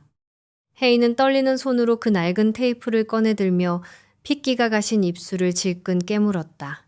혜인은 미리 준비해온 낡은 소형 카세트 플레이어에 테이프를 밀어넣고 조심스럽게 재생 버튼을 눌렀다. 거칠게 지지직거리는 잡음이 한참을 이어지더니 이내 15년 동안 단 한 번도 잊은 적 없던 아버지의 다급하고도 쉰 목소리가 좁은 금고실을 채웠다. 강진호 부회장이 사모님이 타실 차량의 브레이크 유압 호스를 절단하라고 지시했다는 명백한 고발이었다. 나는 그것을 막으려 했지만 놈들에게 발각되었고 지금 사모님을 모시고 빗속을 필사적으로 도망치고 있다는 아버지의 목소리는 맹렬한 빗소리와 긴박한 자동차 엔진 소리에 섞여 처절하게 울려 퍼졌다. 만약 우리가 이 밤을 살아서 넘기지 못한다면 이 테이프와 사모님이 남기신 은반지가 모든 진실을 밝혀줄 것이니 부디 아빠를 용서하지 말라는 유언이 이어졌다. 15년간 살인마의 딸로 숨죽여 살아온 참혹한 시간들이 단숨에 무너지며 혜인은 플레이어를 가슴에 꽉 안은 채 소리 없이 오열했다. 그녀의 아버지는 결코 돈에 눈이 멀어 끔찍한 사고를 낸 살인자가 아니었으며 오히려 마지막 순간까지 진실을 지키려다 무참히 희생된 유일한 방패이자 은인이었다. 혜인은 쏟아지는 눈물을 거칠게 닦아내며 테이프를 주머니 깊숙이 챙겨 넣고 굳은 결의로 금고실을 빠져나왔다. 이제 이 결정적인 증거를 태경에게 전달하기만 한다면 강진호가 쌓아 올린 추악한 거짓의 제국을 완벽하게 무너뜨릴 수 있었다. 하지만 그녀가 은행 후문을 통해 인적이 드문 좁은 골목으로 들어서는 순간 등 뒤에서 육중한 검은색 벤 한 대가 라이트를 끈 채 소리 없이 다가와 퇴로를 가로막았다. 빗물이 고인 아스팔트 위로 둔탁한 구둣발 소리가 울려 퍼지고 쇠파이프를 든 정체불명의 사내들이 어둠 속에서 짐승처럼 다가오고 있었다. 혜인은 본능적으로 카세트 테이프가 든 주머니를 움켜쥐며 뒤로 물러섰고 폭풍 전야의 짙은 살기가 골목의 공기를 서늘하게 짓누르기 시작했다. 어두운 골목을 가득 채운 둔탁한 구둣발 소리가 윤혜인의 숨통을 서서히 조여오고 있었다. 빗물이 고인 아스팔트 위로 쇠파이프를 끄는 소리가 소름 끼치도록 선명하게 울려 퍼졌고 강진호의 수하들은 이미 그녀의 모든 퇴로를 완벽하게 차단한 채 짐승처럼 거리를 좁혀왔다. 혜인은 주머니 속에 카세트 테이프를 부서질 듯 꽉 움켜쥔 채 빠르게 주변을 스캔했다.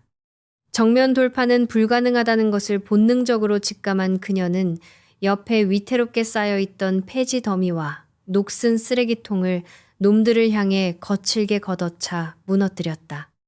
요란한 굉음과 함께 오물들이 쏟아지며 사내들의 발걸음이 잠시 주춤한 사이 혜인은 좁고 복잡한 미로 같은 골목 깊숙한 곳으로 미련 없이 몸을 던졌다. 당황한 사내들의 험악한 욕설이 등 뒤에서 날카롭게 터져나왔지만 그녀는 오직 15년 만에 세상에 나온 진실을 강태경에게 전달해야 한다는 절박한 일념 하나로 터질 듯한 심장 박동을 견디며 폭우 속을 내달렸다. 그녀의 머릿속에는 오직 자신을 위해 일경그룹의 왕좌마저 던져버린 그 차가운 남자의 얼굴만이 선명하게 맴돌고 있었다. 같은 시각 폭우가 쏟아지는 서울 도심 한복판을 강태경의 검은색 세단이 굉음을 내며 미친 듯한 속도로 질주하고 있었다. 운전대를 부서질 듯 꽉 쥐고 있는 그의 손등에는 핏대가 터질 듯 솟아 있었고 조수석에 놓인 보안 태블릿 화면에는 붉은색 점 하나가 빠르게 이동하며 깜빡거리고 있었다. 혜인이 펜트하우스를 몰래 빠져나갈 때 유일하게 챙겨간 작은 클러치백 안에는 며칠 전 태경이 약혼의 증표라며 그녀에게 반강제로 채워주었던 일경그룹 안주인의 낡은 옥팔찌가 들어있었다. 그는 15년 전 비 내리는 밤의 끔찍한 상실을 두 번 다시 겪지 않기 위해 그녀가 자신의 통제권을 벗어날지도 모른다는 강박적인 불안감에 그 옥팔찌의 잠금 장치 안에 초소형 위치 추적기를 은밀하게 심어두었던 것이다. 자신이 그녀를 속이고 감시했다는 죄책감보다 지금 그녀가 지독한 위험의 한가운데에 무방비로 노출되어 있다는 끔찍한 공포가 태경의 이성을 갈기갈기 찢어놓고 있었다. 그는 신호와 차선을 모두 무시한 채 오직 붉은 점이 가리키는 재개발 구역에 버려진 공사장을 향해 가속 페달을 자비 없이 짓밟았다. 비에 젖은 낡은 운동화가 진흙탕에 헛디뎌지며 헤이는 버려진 공사장 철골 구조물 사이로 간신히 몸을 숨겼다. 숨이 턱끝까지 차올라 입안에서 비릿한 피맛이 느껴졌고 찢어진 옷자락 사이로 빗물과 상처의 피가 섞여 흘러내렸지만 그녀는 두 손으로 입을 틀어막은 채 숨소리조차 내지 않았다. 차가운 콘크리트 기둥에 등을 기댄 헤이는 자신의 아버지가 15년 전 오늘처럼 짐승 같은 폭우가 쏟아지는 밤, 살인자들의 추격을 피하며 얼마나 끔찍한 공포와 철저한 외로움 속에 갇혀 있었을지 뼈저리게 실감했다.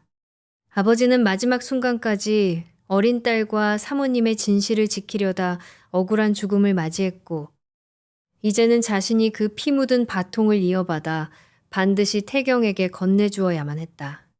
강태경이 자신을 살리기 위해 거대한 제국마저 미련 없이 버려주었으니 이번에는 자신이 그에게 숙부의 숨통을 완벽하게 끊어낼 가장 예리하고 치명적인 칼날을 쥐어줄 차례였다. 쥐새끼처럼 숨어봤자 소용없어. 내 발로 나와서 그 테이프를 넘기면 목숨만은 살려주지. 공사장 입구 쪽에서 사내들의 섬뜩한 조소가 무자비한 빗소리를 뚫고 울려 퍼졌다. 손전등의 날카로운 불빛들이 철골 구조물 사이를 뱀처럼 기어다니며 혜인의 은신처를 서서히 포위해 들어오고 있었다. 진호의 사주를 받은 그들은 애초부터 살려둘 생각이 없었으며 이곳에서 모든 증거를 인멸하고 그녀마저 묻어버릴 작정임이 분명했다. 혜인은 품속의 카세트 테이프를 단단히 감싸 안으며 주변 바닥에 널려있던 날카로운 철근 조각 하나를 집어들었다. 목숨을 구걸하며 비굴하게 뒤로 물러서는 대신 놈들의 목에 이 철근을 꽂아 넣고서라도 끝까지 증거를 지켜내겠다는 서늘한 도끼가 그녀의 창백한 눈동자에 서려 있었다. 하지만 놈들의 무거운 구둣발 소리가 불과 몇 미터 앞까지 다가왔을 때 혜인의 은신처를 집요하게 비추던 손전등 불빛이 마침내 그녀의 젖은 얼굴을 잔인하게 덮쳤다. 도망칠 곳 없는 거대한 콘크리트 장벽을 등지고 선 혜인을 향해 덩치 큰 사내가 비릿한 웃음을 흘리며 무거운 쇠파이프를 높이 치켜들었다. 놈의 무자비한 살기가 폭우와 함께 쏟아져 내리며 혜인의 숨통을 틀어막았다. 윤기사 딸년도 지 애비처럼 질긴 목숨이었군. 그 더러운 피에 어울리는 최후를 맞게 해주마. 사내가 이빨을 드러내며 파이프를 내리치려는 순간 혜인은 피하지 않고 두 눈을 부릅뜬 채 그를 똑바로 노려보았다. 그리고 둔탁한 파열음과 함께 살이 찢기는 끔찍한 고통을 예상하던 찰나였다. 칠흑 같은 공사장의 어둠을 맹렬하게 찢어발기며 귀청이 터질 듯한 거대한 자동차의 타이어 마찰음이 폭풍우를 뚫고 덮쳐왔다. 눈이 멀어버릴 만큼 강렬한 헤드라이트의 빗무리가 혜인을 향해 곤두박질 치던 사내들을 순식간에 집어삼켰고 거대한 검은색 세단 한 대가 미끄러지듯 공사장에 흙먼지를 일으키며 놈들을 향해 무자비하게 돌진하고 있었다. 그것은 자신의 유일한 세계를 지키기 위해 기꺼이 지옥불로 뛰어든 짐승의 압도적인 강림이었다. 거대한 굉음과 함께 칠흑 같은 어둠을 맹렬하게 찢어발기며 공사장 내부로 돌진한 검은색 세단은 무자비한 기세로 진호의 수하들을 향해 덮쳐들었다. 빗물이 깊게 고인 웅덩이를 가르며 튀어오르는 진흙탕과 눈이 멀 듯한 헤드라이트의 강렬한 빗무리에 당황한 사내들이 비명을 지르며 사방으로 흩어졌다. 찢어질 듯한 타이어의 마찰음과 함께 차가 철골 구조물 바로 앞에서 아슬아슬하게 급정거했고 아직 매캐한 연기가 채 가시기도 전에 운전석의 문이 거칠게 열렸다. 폭우 속으로 몸을 던진 강태경의 눈동자는 주변의 험악한 물이나 위험 요소 따위는 안중에도 없다는 듯 오직 벼랑 끝에 몰려 웅크리고 있는 윤혜인만을 향해 시퍼렇게 타오르고 있었다. 사냥감을 눈앞에서 놓친 분노에 이성을 잃은 사내 중 하나가 태경의 사각지대에서 빠르게 다가와 묵직한 쇠파이프를 높이 치켜두는 순간 공사장의 서늘한 공기가 죽음의 그림자로 짙게 물들었다. 혜인의 시야에 태경의 넓은 등을 향해 무자비하게 곤두박질치는 시커먼 쇳덩이의 궤적이 선명하게 들어왔다. 그녀가 공포에 질린 비명을 터뜨리며 그를 밀어내려 손을 뻗기도 전에 태경은 한치의 망설임이나 방어의 제스처조차 없이 오직 그녀를 향해 돌진하여 온몸으로 그녀를 으스러지도록 껴안았다. 뼈가 부서질 듯한 둔탁하고 끔찍한 타격음이 빗소리를 찢으며 공사장에 울려 퍼졌고 태경의 단단한 등 위로사리가 담긴 충격이 고스란히 꽂혀내렸다. 15년 전 불타는 차 안에서 어머니를 구하지 못했던 그 끔찍한 무력감과 죄책감이 그를 평생 짓눌러 왔기에 그는 제 목숨이 끊어지는 한이 있더라도 2번 다시 자신의 눈앞에서 사랑하는 이를 잃지 않겠다는 처절한 본능으로 무장해 있었다. 그 거대한 고통이 전신을 난도질하는 와중에도 태경은 단 한 번의 신음조차 흘리지 않은 채 혜인의 작은 체구를 자신의 가슴팍에 빈틈없이 밀착시키며 세상에서 가장 견고하고 이기적인 방어막을 완성해냈다. 뒤이어 거친 사이렌 소리와 함께 도착한 최민재 비서와 일경의 정예 경호원들이 순식간에 공사장을 에워싸며 진호의 수하들을 무자비하게 바닥에 지식이기 시작했다. 피비린내와 진흙이 뒤엉킨 아수라장 속에서도 태경의 감각은 오로지 제 품 안에서 떨고 있는 혜인의 미세한 숨결에만 집중되어 있었다. 무릎이 꺾일 듯한 충격을 간신히 견뎌낸 그는 거칠게 숨을 몰아쉬며 혜인의 창백하게 질린 뺨을 2손으로 조심스럽게 감싸주었다.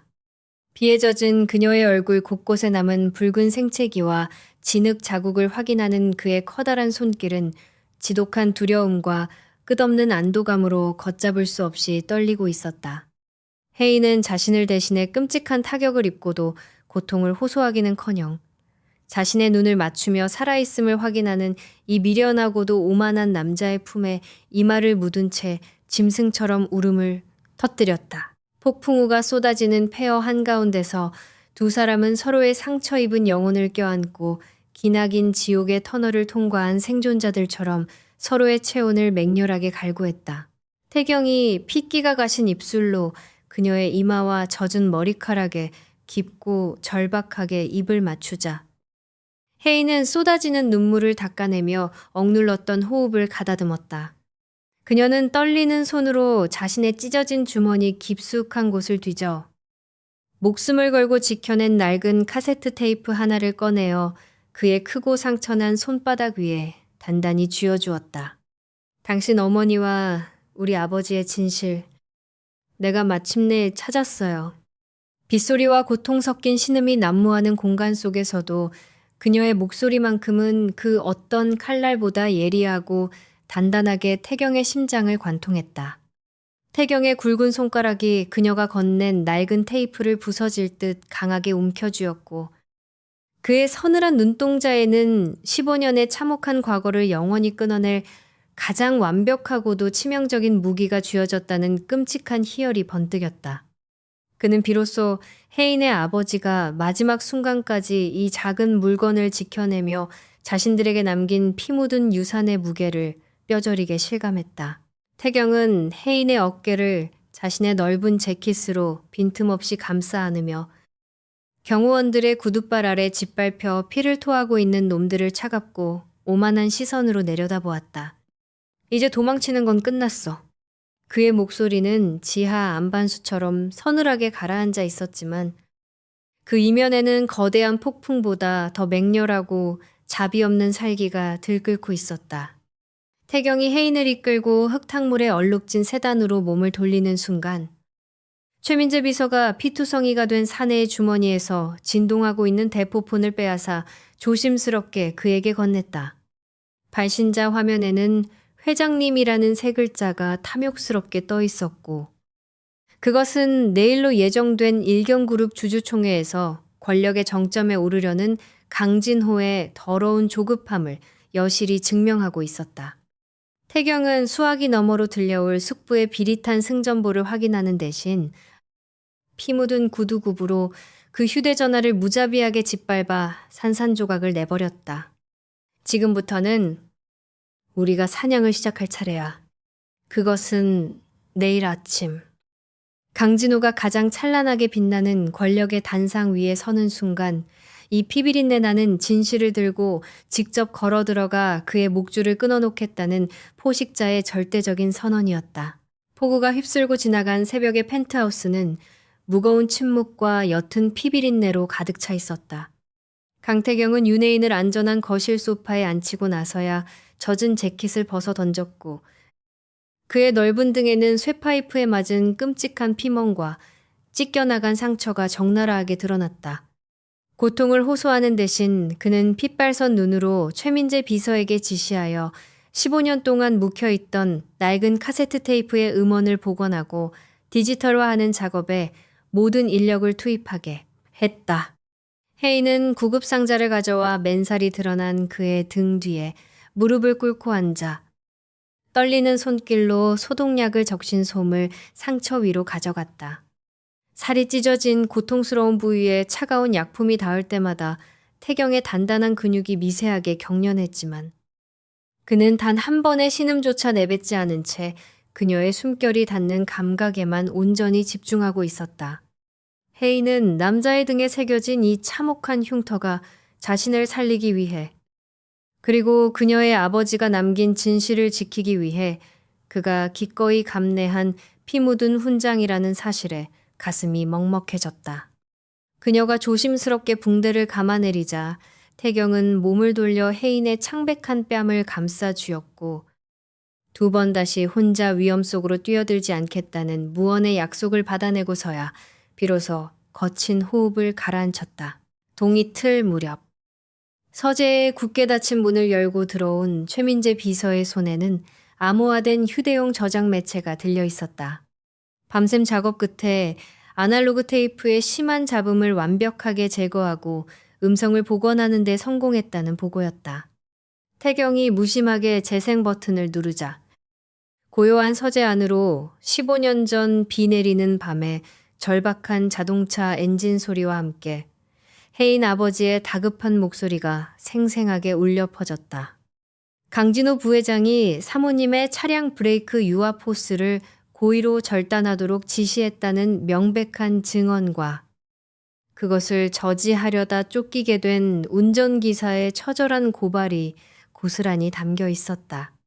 태경의 눈동자가 다시금 먹이를 노리는 짐승처럼 서늘하게 가라앉았고 그는 곁에 서 있던 혜인의 손을 단단히 쥐며 이제 이 지독한 15년의 핏빛 장막을 걷어낼 시간이 왔음을 알렸다. 오늘 오전 일경그룹 본사에서는 강진호를 새로운 회장으로 추대하기 위한 임시주주총회가 열릴 예정이었고 진호는 이미 모든 권력의 정점에 섰다고 확신하며 축배를 들 준비를 하고 있을 터였다.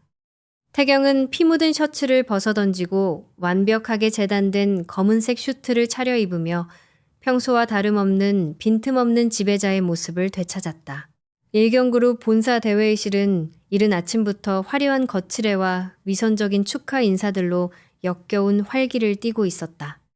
단상 중앙에 오만한 자태로 앉아있는 강진호는 이사회의 만장일치로 자신이 그룹의 새로운 권력자로 군림할 순간만을 여유롭게 기다리고 있었다.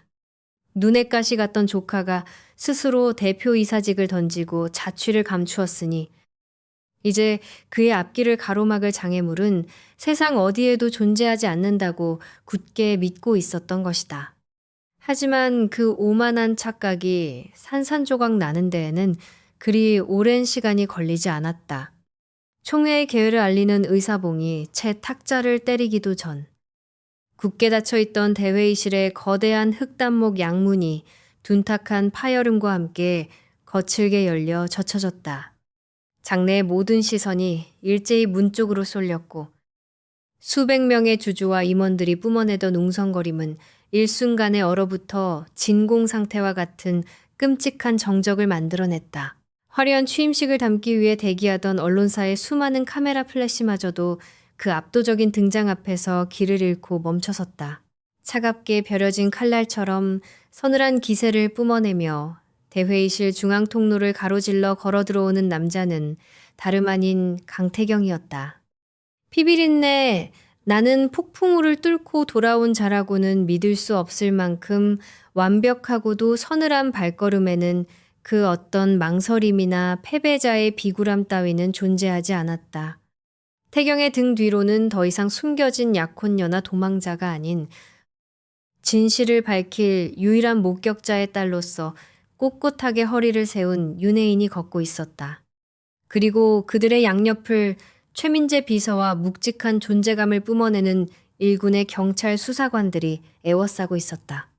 단상 위에 앉아있던 강진호의 얼굴이 순식간에 잿빛으로 질리며 벌떡 일어났고 그는 경호원들을 향해 당장 저 외부인들을 끌어내라고 짐승처럼 발악하며 소리쳤다.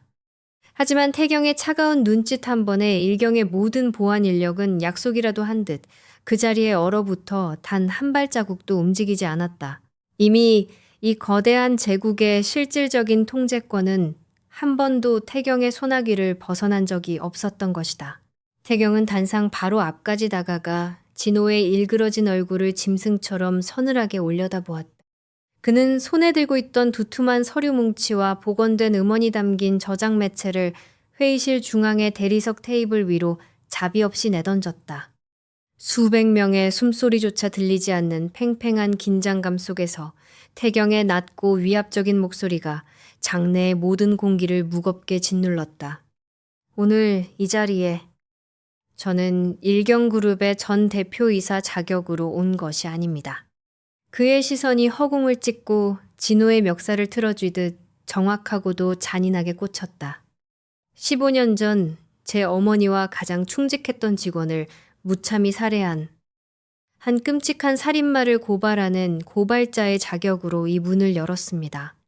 장내가 경악에 찬 비명으로 술렁이기 시작한 순간 최민재 비서가 대회의실의 메인 오디오 시스템에 저장 매체를 꽂아 넣었고 거대한 스피커를 통해 강진호의 모든 추악한 죄악을 세상에 까발릴 치명적인 플레이 버튼이 붉게 전멸하기 시작했다.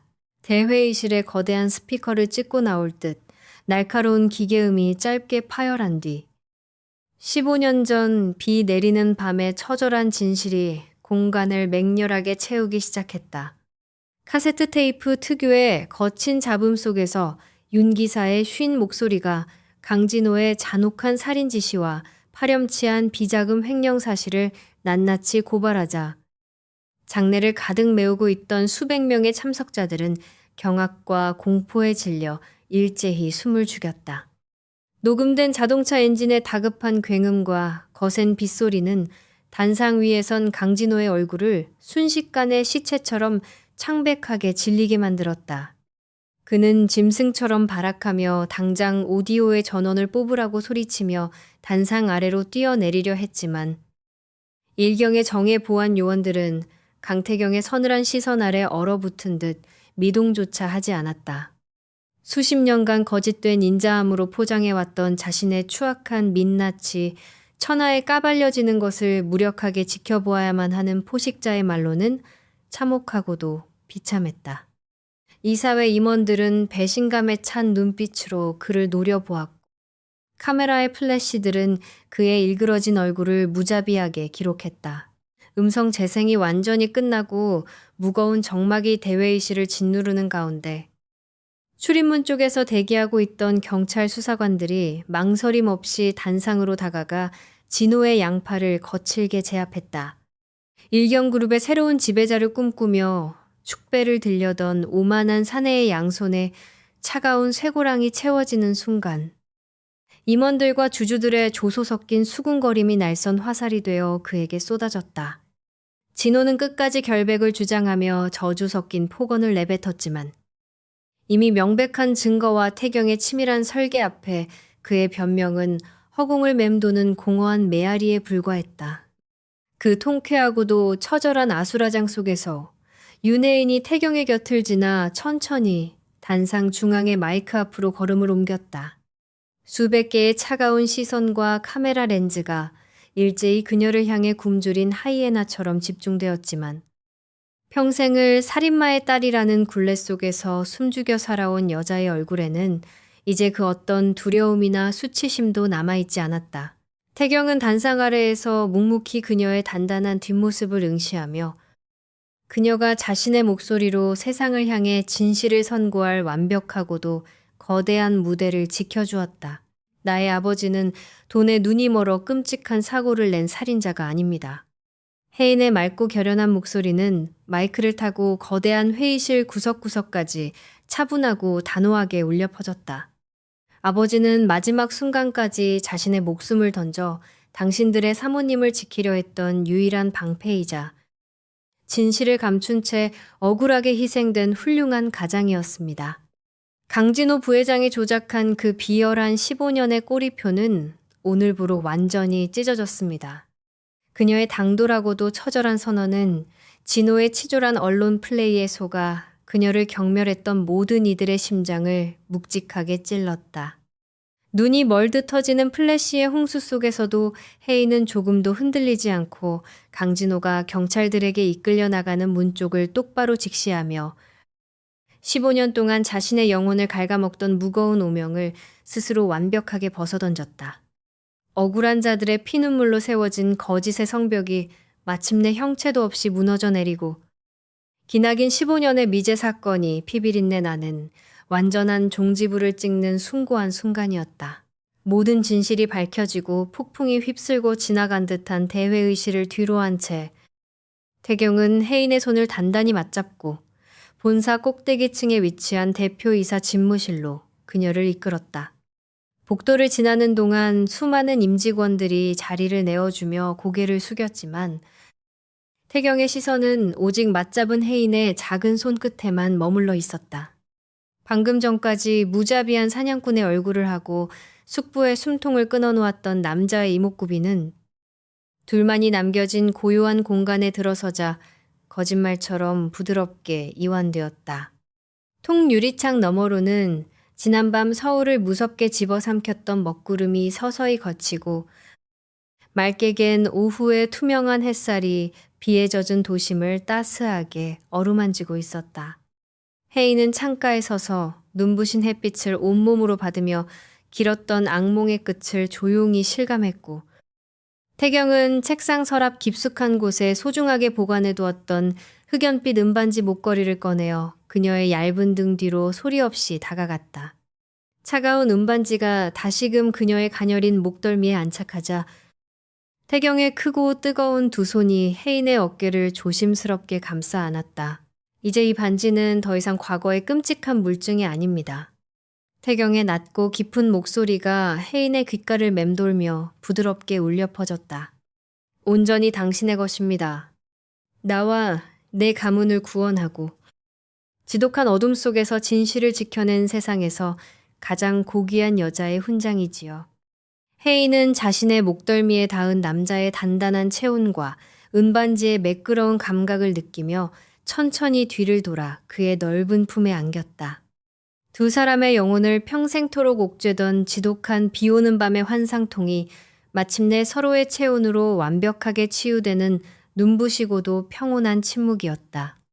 그 고요한 위로의 시간을 깨고 굳게 닫혀있던 집무실 문을 조심스럽게 두드리는 소리가 들려왔다. 문을 열고 들어온 최민재 비서의 얼굴에는 평소의 기계적인 무표정 대신 옅고 따뜻한 안도의 미소가 번져 있었고 그의 손에 들린 휴대전화에서는 병원 주치의의 다급한 목소리가 흘러나오고 있었다. 기적적으로 고비를 넘기고 의식을 완전히 회복한 할머니가 가장 먼저 손자와 일경그룹을 지켜낸 완벽한 안주인을 병실로 부르고 있다는 가슴 벅찬 소식이었다. 병실의 문을 조심스럽게 열고 들어선 순간 산소 호흡기를 떼어낸 할머니의 인자하고도 주름진 미소가 며칠 동안 지옥을 헤맸던 두 사람을 가장 먼저 맞이했다. 강태경과 윤혜인은 거대한 폭풍우와 피비린내 나는 음모를 이겨낸 생존자들처럼 노인의 거친 두 손을 양쪽에서 꽉 마주 잡았다. 병실을 채우던 차가운 기계음 대신 따스한 숨결이 그 자리를 대신했고 그곳에는 더 이상 숙부의 끔찍한 위협이나 15년간 두 사람의 영혼을 짓눌러 왔던 지독한 죄책감이 머물 자리가 없었다. 그날의 눈물겨운 재회와 완벽한 진실의 규명으로부터 어느덧 1년이라는 평온하고도 눈부신 시간이 서울의 하늘 위로 조용히 흘러갔다. 강진호 일당이 법의 엄정한 심판을 받고 철저하게 몰락한 이후 일경그룹은 내부에 추차있던 추악한 잔재들을 완벽하게 도려내고 역사상 가장 찬란하고 견고한 전성기를 맞이했다. 태경은 더 이상 언제 목숨을 잃을지 모른다는 불안감과 그로 인한 통제 강박에 시달리는 날선 폭군이 아니었다. 그는 진정한 여유와 상처를 포용할 줄 아는 냉철함을 겸비한 압도적인 지배자로서 제국을 흔들림 없이 이끌고 있었다. 한편 15년간 살인마의 딸이라는 억울하고도 무거운 오명을 벗고 완벽한 자유를 되찾은 혜인은 일경문화재단의 전폭적인 지원 아래 자신의 이름을 당당히 내건 최고급 복원 작업실에 수석으로 자리 잡았다. 과거 좁고 습한 골목에서 먼지와 기름 냄새로 가득했던 그녀의 낡은 도피처는 이제 세상에서 가장 귀중하고 상처 입은 예술품들을 보듬고 치유하는 따뜻하고 우아한 안식처로 탈바꿈해 있었다. 두 사람은 각자의 영역에서 눈부시게 빛났지만 하루의 끝에서는 언제나 서로의 체온을 찾았다. 초여름의 열기가 가시지 않은 늦은 오후. 서울 도심의 하늘이 짙은 회색빛으로 물들더니 이내 차분하고 규칙적인 빗방울을 아스팔트 위로 쏟아내기 시작했다. 15년 전의 끔찍한 사고 이후 비가 내리는 날이면 늘 번쩍이는 섬광과 빗소리에 갇혀 오른쪽 손목의 환상통과 함께 서재의 어둠 속으로 침잠했던 태경이었다. 하지만 지금 본사 최고층 대표이사 집무실의 통유리창 너머로 비 내리는 회색빛 도시를 내려다보는 그의 시선은 맑은 호수처럼 고요하고 깊었다.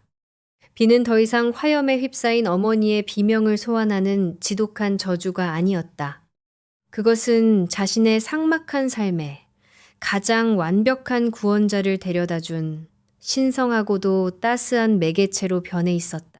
태경은 책상 위에 놓인 결제 서류를 미련 없이 덮고 옷걸이에 걸려있던 맞춤형 네이비 슈트 재킷과 커다란 검은색 장우산을 집어든 채 여유로운 발걸음으로 집무실을 나섰다.